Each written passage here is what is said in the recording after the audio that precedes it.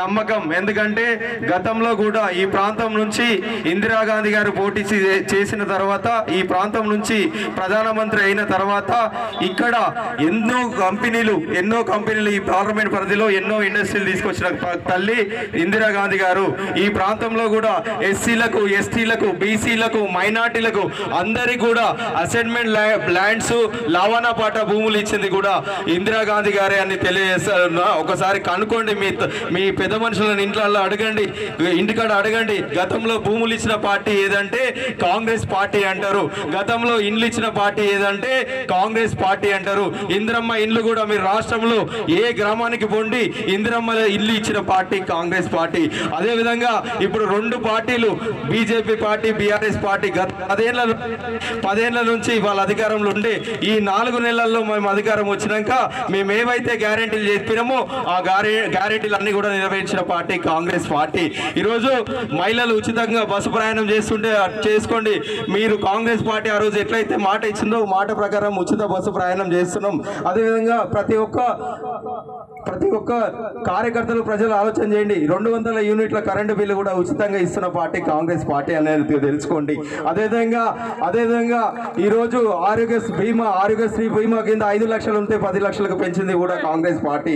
అదేవిధంగా అన్న చెప్తుండో ఎస్సీ కాలనీలో, బీసీ కాలనీలో, ఇక్కడ కాలనీలో, మైనార్టీ కాలనీలో వచ్చేటప్పుడు గతంలోనే ఇందిరమ్మ ఈ ప్లాట్లు ఇచ్చింది, ఇందిరమ్మనే ఇండ్లు ఇచ్చింది. ఇంతకుముందు ఉన్న 2 ప్రభుత్వాలు కూడా బీఆర్ఎస్, బీజేపీలు, మీరు ఒక్కసారి ఆలోచన చేసుకోండి. 2 పార్టీలు 10 ఏళ్ల నుంచి ఉంది. కనీసం పేదవాళ్ళకు 3 గుంటల భూమి ఇచ్చిందా, ఒక ప్లాట్ ఇచ్చిందా, ఒక డబుల్ బెడ్రూమ్ ఇల్లు కట్టించిందా, కనీసం ఒక రేషన్ కార్డు అన్న ఇచ్చిందా 10 ఏళ్లలో? ఆలోచన చేయండి. ఈరోజు ప్రభుత్వం, కాంగ్రెస్ ప్రభుత్వం ఉంది. గతంలో కూడా సోనియా గాంధీ గారు మాట ఇచ్చి మాట ప్రకారం తెలంగాణ ఇచ్చిన తల్లి కాంగ్రెస్ పార్టీ సోనియా గాంధీ గారు అనే ఆలోచన చేయాలి. ఈరోజు అదేవిధంగా మన ముఖ్యమంత్రి ప్రియతమ నాయకుడు రేవంత్ అన్న మొన్ననే నా నామినేషన్ కార్యక్రమంలో మెదక్ వచ్చి మెదక్ గడ్డ మీదకించి 7 రూపాయల దుర్గమ్మ మీద ఒట్టేసి అక్కడ ఉన్న మెదక్ చర్చ్ మీద ఒట్టేసి చెప్పిండు, రైతులకు అందరి కూడా ఆగస్టు 15వ తారీఖు రోజు రుణమాఫీ చేస్తామని చెప్పి 2 లక్షల రుణమాఫీ చేస్తామని చెప్పారు. అదేవిధంగా కాంగ్రెస్ పార్టీ సమానత్వం ఇచ్చే పార్టీ. బీసీ కులగణన కూడా మనం ఇక్కడ రాష్ట్రంలో తీర్మానం చేసినాం. దేశంలో కూడా కులగణన తీసుకొచ్చే పార్టీ కాంగ్రెస్ పార్టీ. ఇంకో పార్టీ ఏం అడుగుతుండు, మతం పేరు మీద ఓట్లు అడుగుతుండు. కానీ మేము ఏం చెప్తున్నాం, కాంగ్రెస్ పార్టీ సమానత్వం పేరు మీద ఓట్లు అడుగుతున్నాం. మాకు సమానత్వం కావాలని ఓట్లు అడుగుతున్నాం. ప్రతి ఒక్క వర్గాన్ని కాపాడుకునే పార్టీ కాంగ్రెస్ పార్టీ. ఈరోజు మీకు ఆదానీలు, అంబానీలు కావాలి, కానీ కాంగ్రెస్ పార్టీకి గరీబోలు కావాలి, పేద ప్రజలు కావాలి. పేద ప్రజల సంక్షేమమే కాంగ్రెస్ పార్టీ కావాలి. కాంగ్రెస్ పార్టీ ఒకసారి చూడండి, గతంలో రైతులకైనా భూములు ఇచ్చిన పార్టీ కాంగ్రెస్ పార్టీ. ప్రతి ఒక్క యువకులకు ఉద్యోగాలు ఇచ్చిన పార్టీ కాంగ్రెస్ పార్టీ. నరేంద్ర మోడీ గారు ఒక మాట చెప్పిండు, సంవత్సరానికి 2 కోట్ల ఉద్యోగాలు ఇస్తా అని చెప్పిండు. 2 కోట్ల ఉద్యోగాలలో సంవత్సరానికి అంటే 10 ఏళ్లకు 20 కోట్ల ఉద్యోగాలు ఇవ్వాలి. 20 కోట్ల ఉద్యోగాలు ఇవ్వకుండా అదేవిధంగా 30 లక్షల ఉద్యోగాలు ఉంటే కూడా భర్తీ చేయలేని బీజేపీ ప్రభుత్వం కావాలా? మన సమానతం ఇచ్చే పార్టీ, మన రాజ్యాంగాన్ని కాపాడుకునే పార్టీ. ఎందుకంటే ఈరోజు ఎస్సీలకు, ఎస్టీలకు, మైనార్టీలకు, బీసీలకు ఉన్న రిజర్వేషన్లు మన రాజ్యాంగాన్ని రద్దు చేస్తా అని చెప్తున్నారు వాళ్ళు. మన రాజ్యాంగాన్ని కాపాడుకునే రోజు మన మీద ఉంది. మనమందరం కూడా దేశంలో సమానత్వం కావాలి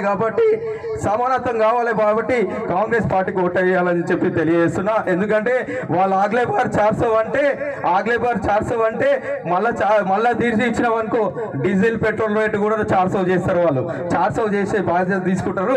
మనం ఒక్కటే ఆలోచన చేయండి, మన భూములు ఇచ్చిన తల్లి ఇందిరాగాంధీ గారు, మనకి ఇండ్లు ఇచ్చిన తల్లి ఇందిరాగాంధీ గారు, మన పిల్లలకు ఉద్యోగాలు ఇచ్చింది ఇందిరాగాంధీ గారు, కాంగ్రెస్ ప్రభుత్వం. మన ముఖ్యంగా ఈ తెలంగాణ ఇచ్చిన తల్లి కూడా కాంగ్రెస్ ప్రభుత్వం. కాబట్టి మీరందరూ కూడా, మన అందరం కూడా సమానత్వం ఇచ్చే పార్టీ.